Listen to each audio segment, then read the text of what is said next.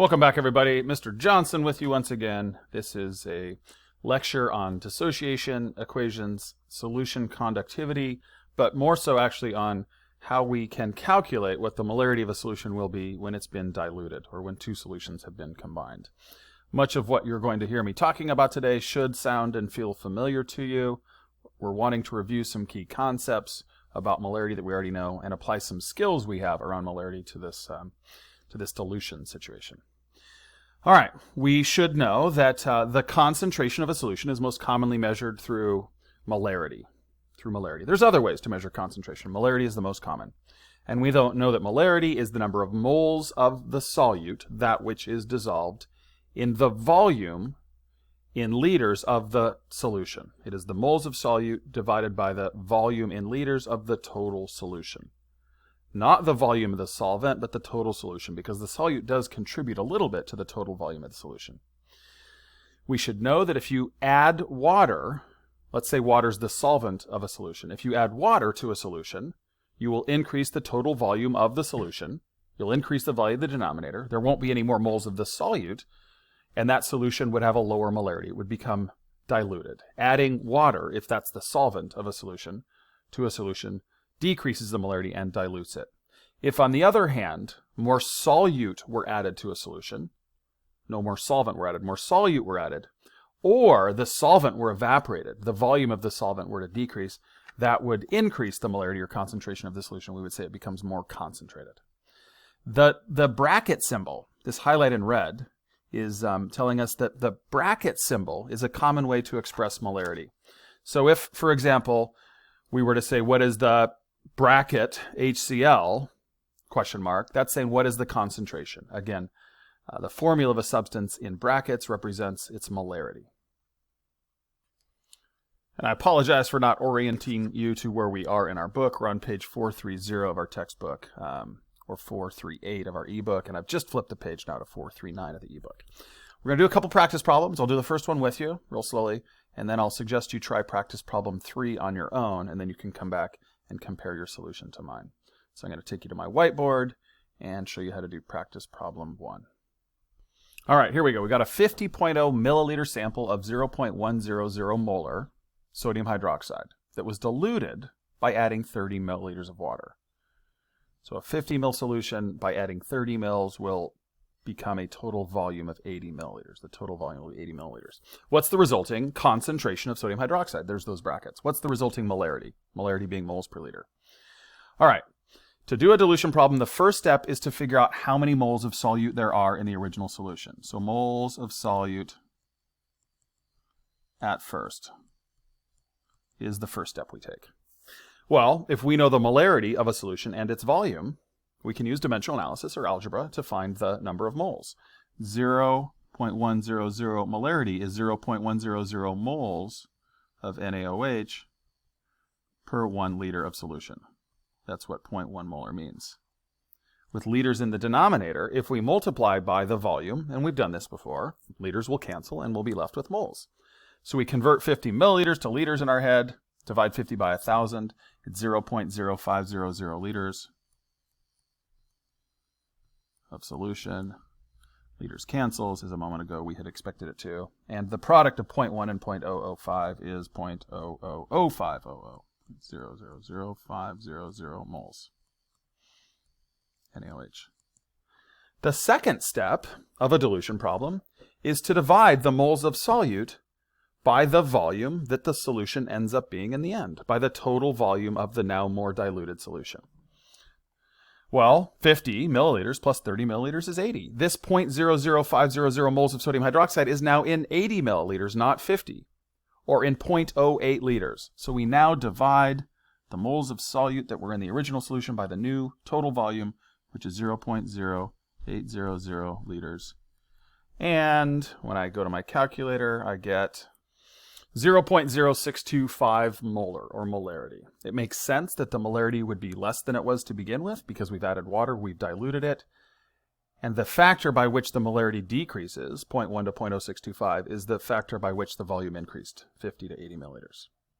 Again, step 1 in a dilution problem is to find the moles of solute that you had in the original solution. to then find what the new total volume will be. In this case, that's 80 milliliters, and to divide the moles of solute in the original solution by the new total volume. All right, we'll go to practice problem 3. You'll get a chance to solve it on your own and then compare your work to mine.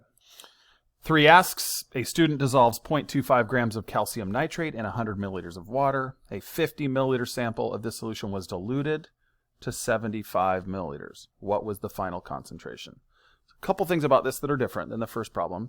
One is it doesn't tell us how much additional water was added, but rather what the new total volume will be. So 75 mils is the new total volume. And secondly, it's not giving us the molarity and the volume, but rather the mass. So those are a couple of differences. Try this out, come back, and see how your solution compares to mine. All right, the first thing I did is took the mass of calcium nitrate, CaNO3 sub 2, and converted it to moles using the molar mass of 164.1. And I got 0.00152 moles. I needed moles because I know molarity is moles per liter. I then divided that many moles by the volume it was in, by the 100 milliliters, by 0.10 liters. That there is the molarity of the original solution, which I'm then multiplying by the volume to get the number of moles. We don't end up using all 100 mils of that solution. We only end up using 50 milliliters of it. It ends up being half as many moles in the 50 mil sample as there were in the original 100 mil sample. Alternatively, 0.00152 could have just been divided in half, which is what's happening here. So once we know then how many moles of the calcium nitrate there are in the 50 mil sample, we divide that by the volume that those number of moles end up being in, the 75 milliliters, or 0.075 liters. 7.62 times 10 to the minus 4 moles over 0.075 liters is the molarity of this solution at 0.10 molar. All right. So we've scrolled down the page, and we're looking at this section called ions in solution. And this section here should look familiar to you. The diagram on the left, 7.3, is showing us the solvation or hydration of sodium chloride in water. Sodium chloride is soluble. Water is able to overcome the ion-ion attractions between sodium ions and chloride ions.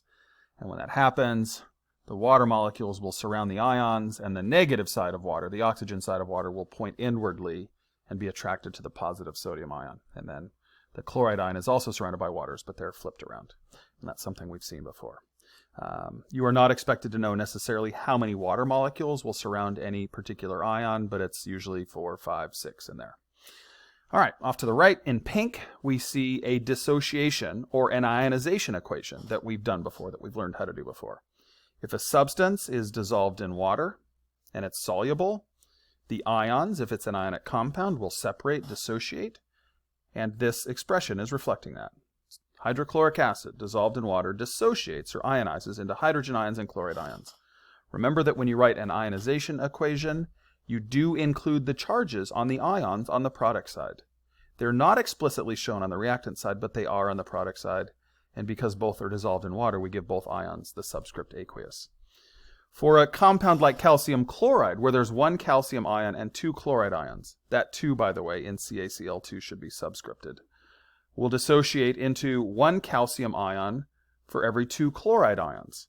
The subscript 2 in CaCl2 on the left becomes a coefficient, and we've seen that before as well.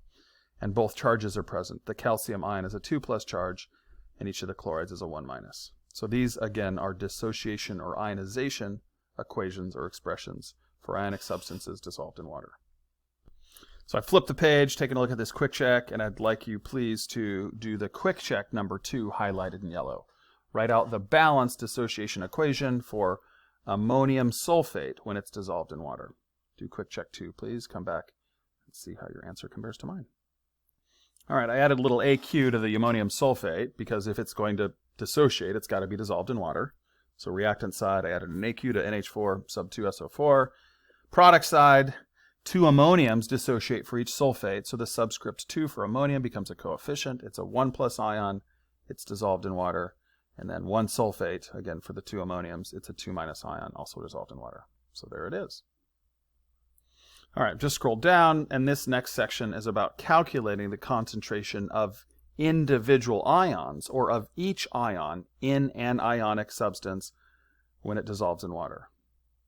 What will the concentration of the ions be? Let's look at these two expressions here in yellow. Well, if sodium chloride at a concentration of 1 molarity, were to be dissolved in water, because we know that from each sodium chloride, 1 sodium ion and 1 chloride ion are dissociated or generated, then for a 1 molar solution of sodium chloride, there would be 1 molar sodium ions and 1 molar chloride ions. That's not saying the solution is at 2 molar, but rather there's 1 molar sodium and 1 molar chloride, or a 1 molar sodium chloride solution. If, though, it were calcium chloride that were at 1 molarity, the calcium ion concentration would be 1 molar because each calcium chloride liberates 1 calcium ion, but the concentration of chloride would be twice that. It would be 2 times 1, or 2 molar, because 2 calcium ions are liberated from each calcium chloride. So you want to account for the coefficient in front of an ion when you are calculating what its concentration will be, that individual ion, once the substance is dissociated. All right, try quick check 2. Write out the dissociation expression for calcium phosphate, and then determine what the concentration of the calcium ions and phosphate ions would be in a 3.2 molar solution of calcium phosphate. Try that, come on back and see how your work compares to mine. All right, calcium is a 2+ ion, phosphate is a 3- ion, so when we crisscross, we get Ca3PO4 sub 2. And if it's being dissolved in water, we give it AQ. It'll dissociate into 3 calcium 2+ ions, 2 phosphate 2- ions.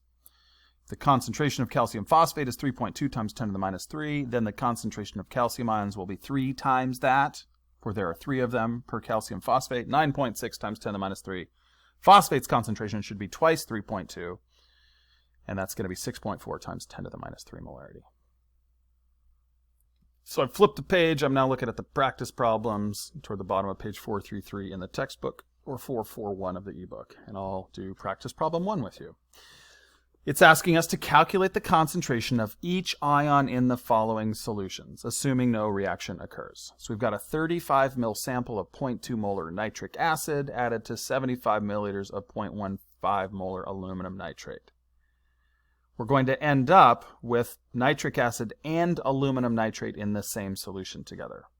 So we are being asked to calculate what the concentration of all those ions will be. Hydrogen ions, nitrate ions, and aluminum ions. And because these two solutions are being combined and the total volume is greater than it was in either of the original solutions, we also have to account for some dilution in there. So this is a dilution calculation along with a calculating the concentration of ions problem. I'm going to take you to my whiteboard. Here we go.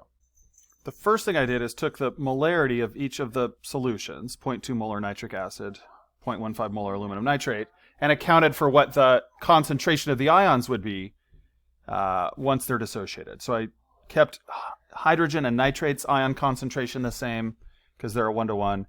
I kept aluminum's concentration the same, but I tripled nitrates.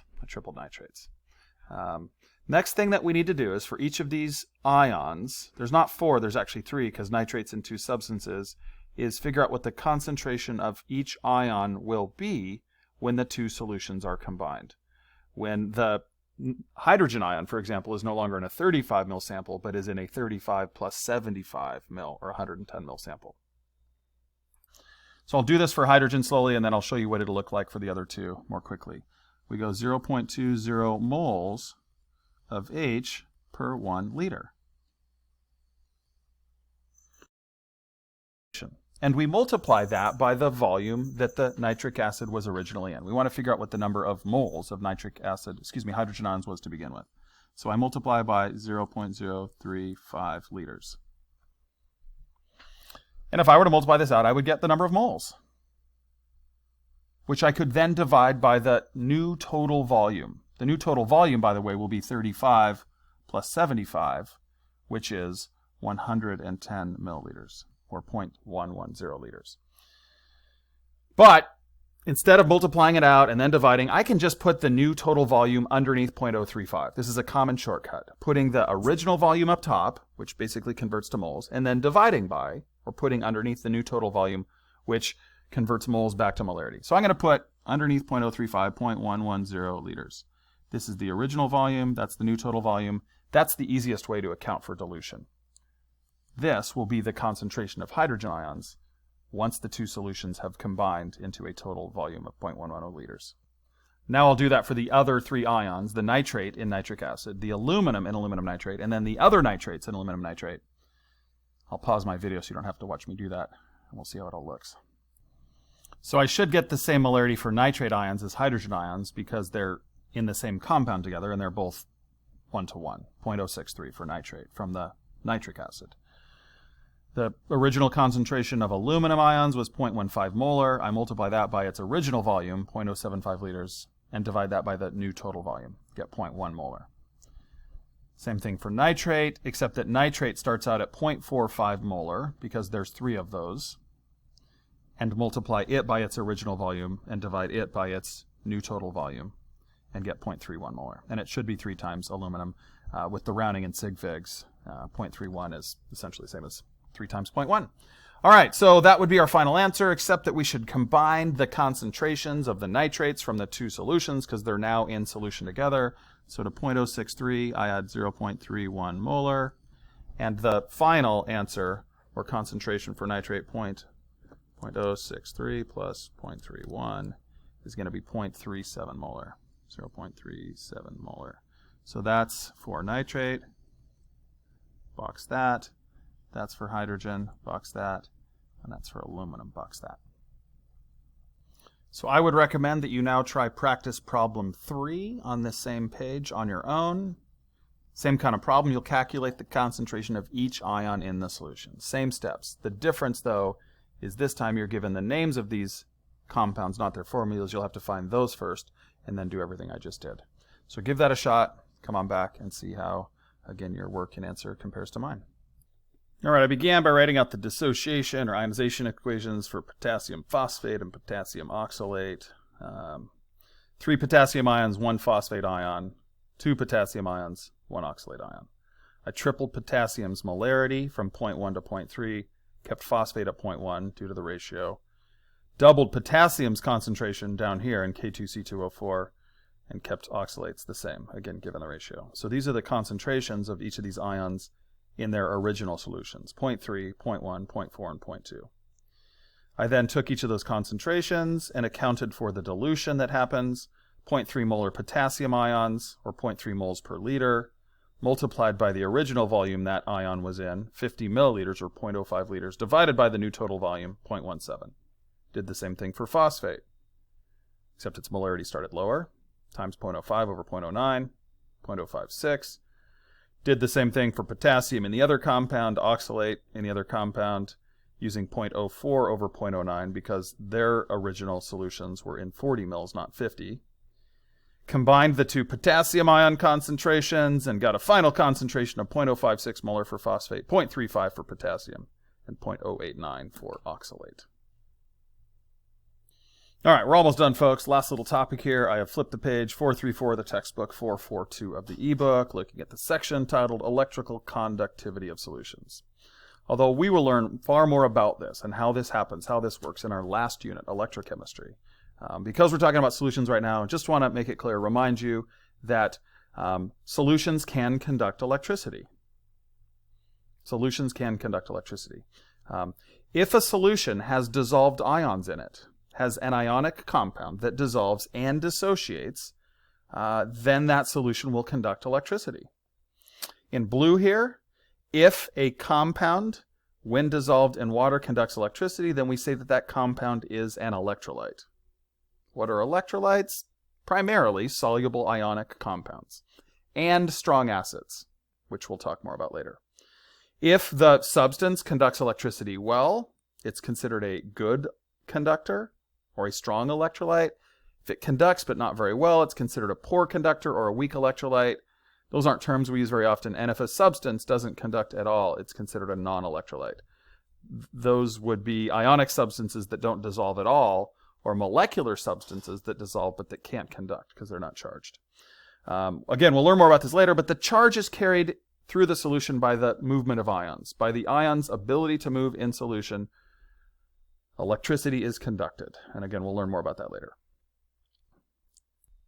So to highlight literally these key points about the electrical conductivity of solutions, We know already that electric current is carried through a solution by ions. If the ions are free to move, it can conduct electricity.